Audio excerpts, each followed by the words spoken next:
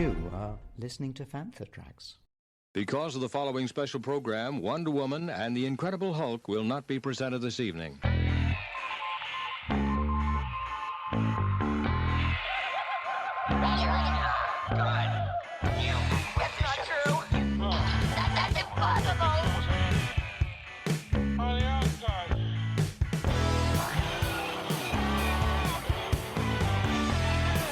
It's time to get all your Star Wars news in a single file. This is Making Tracks. Here are your hosts, Mark Newbold and Mark Mulcaster. It's not true. That's impossible. Good morning, afternoon or evening, wherever you are in the galaxy, and welcome to Star Wars Sessions and Fantha Tracks as well. We're joined by Mark, we're joined by Matt, or if you're listening on Fantha Tracks, my name's Mark Newbold and I'm Matt. We're joined by Luke and Matt from Star Wars Sessions. Yes. But all gagging aside, we are here in London. We've just come out of the multimedia screening of Indiana Jones and the Dial of Destiny. No spoilers on this episode. No spoilers. Episode hasn't come out yet. Film. But we got thoughts on it. We've got different generations of indie fans here, and maybe different opinions on the film. So I'm going to pass this phone round. I'm going to go anti-clockwise, and I'm going to go to the guru himself, Mark Newbold. Firstly, Mark, how you doing? Thanks for joining us on Fantha Tracks. And how big an indie fan are you, and how did you find the film, mate? I found the film by following the directions to the cinema, which seemed like a logical thing to do. I loved it. I thought it was fantastic. I can see it's going to be a divisive film. Yeah. I think some people are going to just not enjoy, not get it, not get into it. I think you just got to roll with the punches with this film. There's a lot to soak up. It's deeper than I thought it would be. The visuals were fantastic. The music, John Williams was clearly having a ball with this one. Really enjoyed it. As one in the bag. Lukey boy, as the youngest of the group, same again, mate. Big indie fan, are you? What do you think of the film?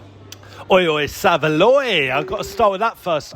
Yeah, I'm not the biggest indie fan. And I say that with all the love in the world, yeah? I grew up watching them occasionally. They're all right, you know.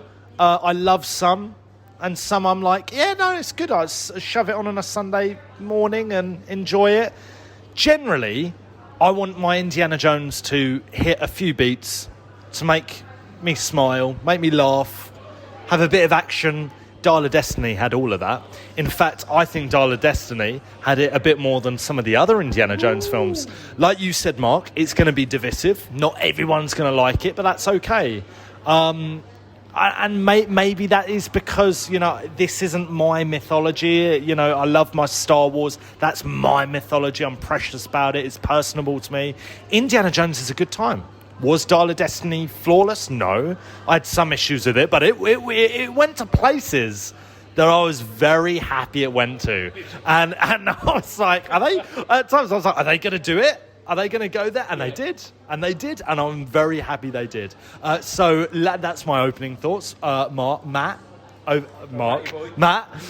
to you, mate, from Fantha. What do you think, mate? I thoroughly enjoyed it. I mean, as you've all said, it rolled with the punches, and there was a lot of punching going on. Lots of Nazis got punches, which I thoroughly enjoyed and clapped and applauded in that. Lots of thwacking, lots of punching, lots of Indiana Jones whip cracking. The music came in, lots of people we know, people we didn't know, some really good new characters in it. Really enjoyed Helena. Wasn't who I thought she was. She was really good in it. There was, we know it's got a time element in it, because that's what the Dial of Destiny is. We know that from 2 years ago. And I thought they brought it together beautifully. Really, really well done. Yes, it's not a perfect film. We're old farts and film critics. We'll pick everything to pieces. And I really enjoyed it. I just went in and had a really good time. Yeah, same. I went in hoping that they'd hit the ending. They'd stick that landing, because this has been marketed as the final Indiana Jones outing, the last adventure for Indy. I didn't want Indy to go out like a punk, and I didn't want the film to be a bit of a wet squib. And I enjoyed it. I did. Same as these guys. I enjoyed it. For me, it was a little bit too long, but that's a me issue with new blockbusters now, or contemporary films. They're too long. Across the board. Just across the board. We're saying this about Spider-Verse, 20 minutes too long. Yeah, that's it. You shave 10 minutes off this and it's a tighter film. But no, I enjoyed it. I think Harrison Ford was very, very good. We know how much he loves Indy. And now we've had the end of, or the final outing of Han Solo, Rick Deckard, and now Indiana Jones. He's done the clean sweep. So for me, that was great to see. I also liked Helena, Phoebe Waller-Bridge's character. I thought she was very good. Some of the visuals were outstanding in this. Some of the visuals were outstanding. Some of the decisions they made were very bold. And with Mangold taking over the Dawn of the Jedi Star Wars project, no issues. I had no issues in before. Now I have even less issues. He's got it. He's got it, hasn't he?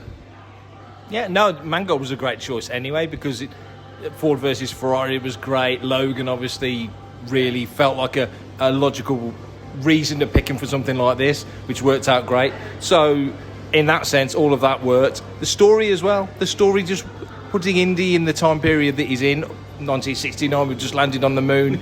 You know, you got so used to seeing Indy in the 30s, then in Crystal Skull you saw him in the 50s, and all the, you know, the Elvis and all that vibe of that, and now you're in the late 60s, where it's a totally different time period, and they really leaned into it. There's no doubt this was the 60s. They weren't trying to just evoke the 30s. It was a romp set in the late 60s. I love that. So the feel of it, and just where they ended up at the end of it, everything about it, I loved it. I'm kind of buzzing about it right now. I'm Brian Herring, BB-8 puppeteer, and you're listening to Fantha Tracks. That'll learn you. I'm going to continue that and say the de-aging was the best bit of de-aging probably in cinema at the moment. So far, this now sets the standard.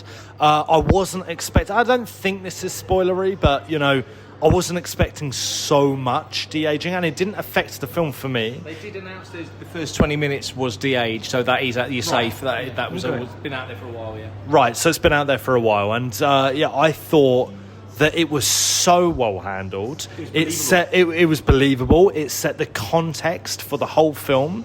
Well, you said that he's not just, you don't just see close-up shots of him. He's swinging punches. He's moving around. It's an entire character. It's not just a face change. It's the whole thing. I'm sure in 10 years we'll look back at it and be like, oh, that de-aging is dreadful, because in 10 years, but you look back at the Star Wars special editions and you look at Rogue One. Yeah, but ILM are at the forefront, and this is the forefront of that technology at the moment. We had it with Luke and Mando season 2, and then we had it later on where he looked even better, and it's great, you know. Well, I ahead of that, isn't it? Matt, I actually thought that during the film. I thought to myself, well, they hired that guy from YouTube. I forget his name. The deep faker. And I was like, man, again, you can really tell during Book of Boba Fett, like Luke is so much more of a step up in terms of the quality of, but this, when you've got the actual actor there, you know, and you can tell through the voice, right? In my head canon, no, they didn't. It's the same. It's a little bit tinkered with, but not maybe arguably enough. In my head canon, he's got a cold. That's it, right? He's got a cold. He's got a cough, and that's it. The At the end of the day, for me, Indiana Jones is an adventure film, yeah? And again, for me, it feels like sometimes that genre of film is lacking in cinema nowadays. You know, Uncharted tried in, and they gave it a go. I had fun with Uncharted. It was all right. Not that memorable. Will I buy it on Blu-ray? Will I watch it ever again? Probably not. Indiana Jones is that genre, right? It's integral to that genre. And I think this film, when it comes to that genre, nailed it. It nailed it. Did I laugh? Yes. Did I love the action? Yes. Did I love the history and the weird takes on history? Yes. Loved it. Interesting thought as you're saying that. You know, people always talk about the original Indiana Jones trilogy and discard Crystal Skull. And if people dig this film, you can't discard Crystal Skull, because there was a lot of connective tissue to Crystal Skull in this film. An awful lot. Not just theme-wise, but character-wise. It really makes it a full unit of 5 movies now. 100%, yeah. And what I also love about the film is it's dealing with, it's Harrison Ford almost dealing with himself throughout. It's a film dealing with an aging hero. Yeah. Indiana Jones is an old man. It's dealing with mortality, frailty, faith, as we mentioned off air. Pins in his joints. Grief, trauma. But it doesn't feel like it overtakes the film. It still feels as pulpy as you'd expect it to feel. Yeah. And that's the most impressive thing to me, is that, yeah, there is a few things here and there that maybe weren't great, but I think they nailed what they needed to. It will be divisive. I do think some of the hardcore will not enjoy it for a variety of reasons, which are probably spoilerific, so I'll hang fire on those. Because they were expecting more. That's the thing. I went in expecting not too much, and it just delivered beautifully for me. You were laughing all the way through it. Oh, you were loving it. Yeah. These guys I felt the exact same. I went into this, mate, as very much a casual fan who has a love for, as much as Indiana Jones, like Harrison Ford and Lucasfilm. Yeah, I always use the analogy on the podcast that Star Wars is like my football team. I support Star Wars, but Indiana Jones is like its academy. Yeah, it's like its academy team, or it's its under 21s team. Yeah. And to me, right? I know that's not going to be. Yeah, but I can't help but think of Star Wars when I watch a film like this. I can't help but think of James Mangold's vision for his Star Wars film. 25,000 BC or whatever you want to call it, right? It's exciting, and I thought it worked, and I thought James Mangold, arguably, I don't think everyone's going to agree with this, but I think he maybe did, in some areas, a better job than J.J. Abrams in, than bringing Indiana Jones back to the big screen. I know it's not been as long, but there were certain things and certain choices that, whether it's cinematic or story, the ending in particular, again, I'm not spoiling it, but I was like, brilliant. This guy, to me, thematically understands Indiana Jones. It's a good fan payoff, which we missed in Force Awakens. That it was a very well written script, and the action and adventure didn't stop throughout. There was a couple of pauses, a couple of little downbeats, but no, because you need those to get back onto a high again. You can't just have a film that's 2 hours on a peak. Sure. You've got to have some troughs, but there weren't troughs that were too long. The last Bond film had some troughs that were far too long in it, and this you got a little trough, right? Get your breath back, and off we go again. Another romp and another bit of adventure. For everything in one location, daily news, reviews, interviews, podcasts, video, and social media feeds. Bookmark FanthaTracks.com for Star Wars news 24/7, 365.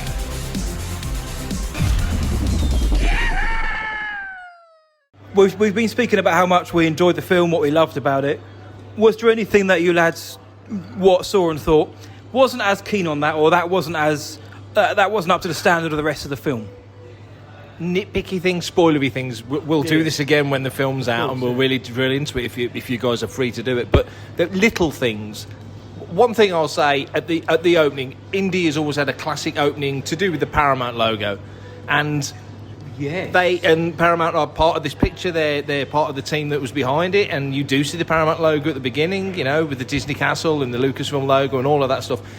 There was just some little things that mega nitpicky, little things in there, things that I loved. They used the same font they used for Raiders and Last Crusade and Crystal Skull, so I love that. Brilliant. But because Temple of Doom was beautiful with Willy walking out with the logo behind it, so all of that is perfect. So they got that just right. But just nitpicky things and little things that you think there was a couple of visuals that were like that wasn't quite right, but. I keep coming back to the music. I thought John Williams absolutely smashed it, because Crystal Skull's a good, serviceable soundtrack, but it's not a classic like the first three indie soundtracks are all uniformly classics. Mm-hmm. This was much more up with those first three, so that was very pleasing. And I think the use of the main theme was very good as well. It was sparse, and when it came in, it was like, that's good. We all cheered when it went off the first time, didn't we? We all went off. Fantha Matt, your critiques or niggles, what were you saying, mate? None. Loved it. Went in with low expectations, knew it'd be all right, because I'd heard about the Cannes Film Fest reviews and stuff. I went, let's just go in and enjoy it. And I just went and just had a good roller coaster ride and a good old pulpy story. And it worked for me. I am still in shock that they decided to do a film like this at Cannes, but we won't talk about that, whoever thought that was a good idea, I don't know, but whatever. Matty boy, did you say I want to know your issues, because I'm wondering, we see eye to eye on a lot of things Star Wars, so I'm wondering, this is one of the first times we've done this, right? Yeah, so over to you, buddy, over to you. Certainly for a non-Star Wars thing, the Cannes thing was mental. To market this as an actual prestige film is wild. They did it with Halloween a few years ago. Stop it. Just don't do it. Yeah. This isn't for the Cannes fair. Same as Newbold. Some of mine, I've only got a few. Generally only a few. Yeah. And they are more spoilerific. The one I've mentioned, I think I mentioned it before, but it's a thing. I've got everything. I do think it was 5-10 minutes too long. I agree with what you're saying, Matty Boy, that you can't just have action.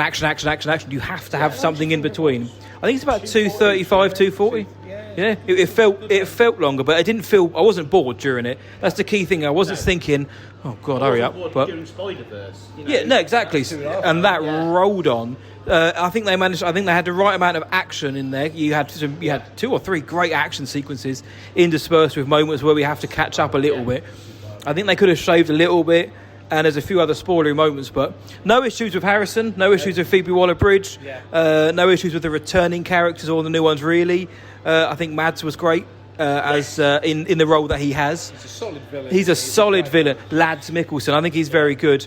Mainly spoilery things, but nothing too mental. No. I did enjoy this film. Great humour. Yes. Yeah, really good. Humour was very good. The humour was absolutely nailed it. They got it. None of the jokes fell flat. The whole place was laughing, and it was a room full of film critics.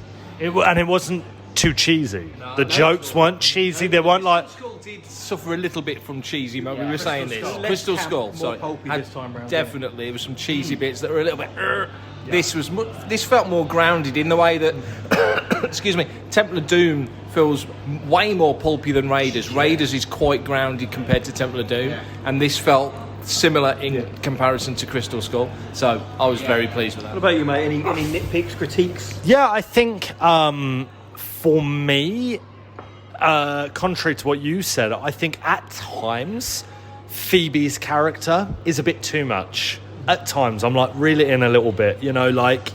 But I think a character like that needs a Harrison Ford as much as an Indiana Jones to balance it all out, right? And that's, I suppose, what it's all about. Don't you think there was moments when you were watching her, because of her MO and what she was doing without giving anything away, there was times you just wanted to hug her because she was cool and awesome, and there was times when you wanted to slap her because she was so insufferable, which is exactly what she's supposed to be, isn't it? And I suppose that's the point, isn't it? That's the point. And I think, in short, that's going to work for some people. It's not going to work for other people. I think, like you, Matty Boy, shave 10 minutes off. I do think this is a modern thing, which is weird because attention spans are getting smaller and smaller, and yet films getting longer and longer, and it's like, hang on, lads, like, 30 seconds or there. But I no, it could have been just a little bit more tight. Mads Mikkelsen, you mentioned him. He was outstanding. Like, maybe one of the best villains I've seen in a film in the last 10-20 years. Like, I loved him. Motivated. He had a reason for everything he was doing, and I won't say anymore because there's a lovely twist. And one thing that everyone's saying, the last third goes crazy and mental, and people will either get on board or they won't. Yeah, it goes somewhere that you might not quite expect. Yeah, exactly. Yes. Well, the Grail Knight was 1,000 years old, for God's sake, in Last Crusade. Extraterrestrials in the last film. Exactly. There's mentions of things that happened in Temple of Doom in this, isn't there? Totally. I drank Carly's blood. Yeah. So there's all these things that have always been in there, but that last bit, if you look when you watch the film, and maybe I think we'll pull more riches out when we all watch it again. There's things that you see during the film that are only explained by what happens at the end, this weird, out there, fantastical end, which actually makes all the sense. It's cyclical. Very cyclical, and it works really well. And it pulls all together by the end. That's what I really liked, is there's beats throughout the story. You're like, oh, what's that all about? And there's little bits you see, things like that, and this, and that, and this, and that. And then by the end, you're like, and it all tied together beautifully. There were no loose ends, really, was there? No. Not really. I think more at the moment. I mean, we're fresh off the boat of watching it, right? But like my last, maybe it's nitpicky, but I do think it's a justified criticism because I know it is Indiana Jones. I know it's fantasy. I know it's make believe, right? But there are things that do just happen. There are, and I think this is a thing with films. There are moments where I'm like, hang on, like, how did XYZ get from A to B and know this and know, like, you just kind of have to roll with it. And but then Indiana Jones isn't really known as being the most bulletproof story. This isn't Tolkien. This is Indiana Jones, and I think honestly, my last message on that front is you're gonna take away what you go in with it, right? Yeah. And I think some people are gonna absolutely adore this, and other people aren't. And I'm sorry to bring it up again. I can't help but think with my Star Wars heart that I really hope that if this does have a negative backlash, which I don't think it will. I think it's going to have a mixed, but maybe a bit more positive, if anything. Yeah. But I really hope Lucasfilm stick with James Mangold. They got to stick with him. We need that film. We can't have more hiring and firing based on. This was a good film. James Mangold is more than capable. More than capable. He understands tone. He understands flavour. He understands cinematic culture and pace. The action. My name is Ingrid Geiler. I played Princess Leia in Rogue One, and you're listening to Fan for Tracks. Can I just make another quick observation? Before the film started, they showed 2 trailers. They showed Elemental and they showed The Creator. And Gareth Edwards got a pop. Edith Bowman came out and mentioned it, and people reacted to that, and they reacted to the trailer. And I'm just thinking, watching that, ILM are all over it. It's a 20th Century or 20th Studios, whatever they're called now. 20th Century Studios. Yeah, so they're releasing it. It's Disney. So I'm just wondering, hey, who knows? Weirder things have happened. It comes down to the money as well, mate. If this film does a mixed reaction, but it makes 600-700, similar to Crystal Skull made 700-800 million, if it makes decent money, everyone goes home happy, doesn't it? Yeah, everyone goes home happy. What's this making? I think we said to Newbold when we came out, if in this era of films, when indie may not be the coolest name anymore, or the tentpole film, and with Harrison as an agent A-lister, if they can get to 500-600 million, I think they've done very, very well. But off a 200 million budget, I'd like to see them get to 700 million, because I think the film, like Matt said, there's no loose ends. It ties things up thematically and narratively so very well, and I hope that people go back for repeat viewings for this. But you think it'll be $500 million? I think it's going to make. I think its ceiling is 700. I think it's going to make. I think it's going to make $600 million, but it needs to make the money for Lucasfilm to hopefully just be like, yeah, Mangold's the man. Yeah. Mangold's shown for the last 30 years he's the man. He doesn't need to prove it, but it's money. For the last 6-7 weeks, we've had a new film or 2 big blockbuster films every blooming week. There is no space at the theatre to go and re-watch stuff. Unless you've got a cinema, a limitless card like you have at Cineworld, or some of the other cinemas do different limitless type cards. You ain't going to want to go and spend £20 every week, £10-15 every week going and watch a film again and again, because it'll come to home so quickly that the films aren't going to make that big budget anymore. I was amazed, Mark, when we were driving down earlier, we were saying, how the hell did Avatar Week 2 make that much money? That's incredible. It was the same as the first one, just with some water. Yeah. I really enjoyed it. But you boil it down, that's what it was. That's what it really was. That's what it should have been, mate. But it was a great film. But how did it make that much money? I don't know anybody who went and watched it twice. Yeah. And we've got this problem, and that had breathing space at Christmas with nothing else really around it to touch it of that genre. This summer, there are that many films of blockbuster magnitude out there that. You've got Mission Impossible. Mission Impossible comes out next week. On Leicester Square for the premiere this week. Exactly, in terms of recording, so it's already got to go up against a huge tentpole film. Yeah. So, I think another man romping round Derbyshire. That's what we want. I think it's going to be. I think 600 million, 700 million is its tops. Newbold, where's this ending up box office wise? When Solo came out, I said I don't think it'll do $1 billion. I think it'll do Ragnarok money, which is about 750. And I think if Indy can get in that sort of ballpark, that sort of Ragnarok, Guardians, that sort of Maleficent, sort of 700 million there. Avengers Marvel. Totally, it'll top out. Yeah, Doctor Strange. Yeah. They all tops out around about 600 or 700. So I think 650, 700. I think they'll be very happy. Lukey boy. Same. Yeah, that kind of ballpark I'd be happy with. I don't know what it cost them to make it. It wasn't a cheap film to make, but it looked brilliant. Yeah, it did look good. You could see where the money was. Oh yeah. Yeah, on an old man. In that opening 20 minutes. Right, guys, have you got anything else you want to add, non-spoilery for Indy before we wrap it up? just go and see it. Always listen to both of our podcasts, but, just go and see it, make your own mind up, because everyone's going to have a different feeling. Everyone's got a different relationship. You mentioned, Luke, there's different ages here. So my first indie film, I saw Raiders on Video 2000 in 1983. It was my Christmas present. I was 12 years old. I didn't see Raiders. I was too scared. I went to see Condor Man. My first indie at the cinema was Temple of Doom, but that's 40 years ago. So long relationship, and it's a Lucasfilm production, and there's a lot of the same people working on it. So if you're a Star Wars fan, why wouldn't you want to see indie? But everyone make your own mind up, but you've got to go and see it on the big screen. It's a big screen movie, not a Disney Plus movie. Yeah, definitely a big screen adventure. Go and watch it. Go and have fun. Go on The Last Adventure with Dr. Henry Jones.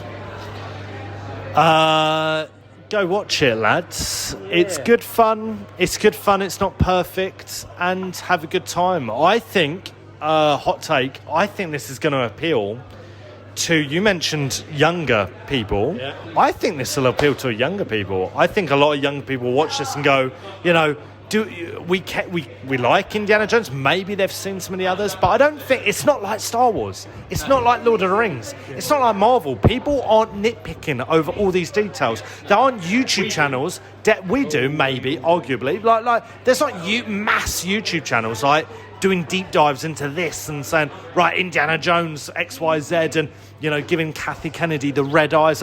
People going to see this film en masse are more chilled, and I think people, the general public, will thoroughly enjoy what is an old-fashioned adventure film that, my brother always says this, it's been missing from cinema and from Hollywood for a long time. You can try and replicate it, and it doesn't always hit the mark. This, for me, is the real deal. That's my review, mate. Done. Yeah, go see it. Like everyone here said, go see it. Go support the film. Go and support a classic property, a Lucasfilm property. It's weird though. It does get weird. I'm here for it. We're here for the weirdness, and go and support Harrison Ford on his last adventure, as he said, as Indiana Jones. He needs the money. He ain't done much recently, has he? So, Indiana Jones and the Dial of Destiny. Thank you, Disney, for inviting all of us along to the screening. If you had to give it a rating out of 10. Oh, you dirtbag. If you had to, just quick fire. Right now, I'm going to give it 8 out of 10. I would give it 7.5. A solid 7.5. I'd give it an 8. 8.5, I'd give it. I loved it. Really enjoyed it. I will give it a strong, and I want to re-emphasise, a strong 7 out of 10. That's a good score, though. Average is 5 out of 10. 7 out of 10. Brilliant. Right, 8, 7.5, 8.5, 7. So on average, about 7.5, 7.75 out of 10. So go check it out. That's what we thought. Obviously, spoiler thoughts to come. But yeah, go check out Star Wars Sessions. Go check out Phantom Tracks. Yeah. Thank you for listening, everyone. Everyone, say goodbye at the same time. Bye. Bye. This is the way. Oh. Thanks for listening to Making Tracks. If you want to be a part of the action and stay updated on all the latest Star Wars news, visit panthertracks.com or check out the free Panther Tracks app for the App Store to follow us on your mobile device. You can reach out to us and send in your listeners' questions by emailing radio@panthertracks.com. Comment, like and share on any of our social media feeds at Panther Tracks, and be sure to subscribe, leave a review, preferably a 5-star one, on Amazon Music, Audible, Apple Podcasts, Google Podcasts, Spotify, or your podcatcher or smart speaker of choice. And as always, thanks to James Temple for composing the Panther Tracks intro, Adam O'Brien for our Making Tracks opening music, and Mark Daniel and Vanessa Marshall for our voiceovers. Remember, tune into Good Morning Tatooine. It's live Sunday evenings at 9 o'clock UK, 4 PM Eastern, 1 PM Pacific on Facebook and YouTube. And check out our Panther Tracks Radio Friday night rotation every Friday night at 7 PM UK time for new episodes of The Phantom from Down Under, Planet Leia, Desert Planet Discs, Start Your Engines, Collecting Tracks, Cannon Fodder, and special episodes of Making Tracks. And that's me done for this episode. Coming up next on Panther Tracks Radio, it's another episode of Making Tracks.